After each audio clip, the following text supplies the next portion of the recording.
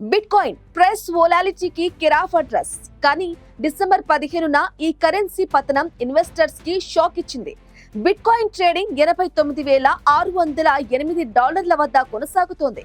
కేవలం 24 గంటల్లో మొత్తం క్రిప్టో మార్కెట్ క్యాప్ $130 బిలియన్ కోల్పోయి $3 ట్రిలియన్ మార్కు కంటే కిందకి పడిపోయింది. డెల్టా ఎక్స్చేంజ్ కు చెందిన మార్కెట్ అనలిస్ట్ రియా సెహగల్ చెప్పిన వివరాల ప్రకారం దాదాపు 1,16,000 ట్రేడర్స్ ఈ క్రాష్ తో తమ ట్రేడింగ్స్ ను క్లోజ్ చేసుకున్నారు.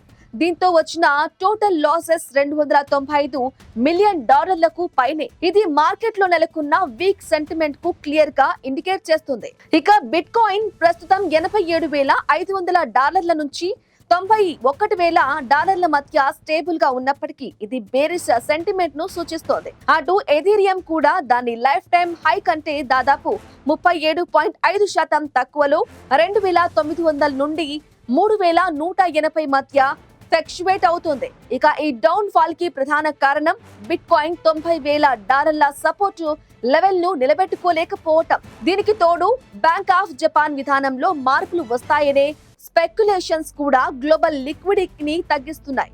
ఇతర కాయిన్స్ అయిన ఏడిఏ, ఎస్ఓఎల్, బిఎన్బి కూడా వొలాలిటీని ఎదుర్కొంటున్నాయి. ఈ క్రిప్టో క్రాష్ అనేది హై లివరేజ్ ట్రేడింగ్ కు ఒక రియల్ వార్నింగ్ అని అనలిస్టులు చెబుతున్నారు. ఇక ఇన్వెస్టర్స్ ఇప్పుడు ఏ నిర్ణయం తీసుకుంటారో చూడాలి.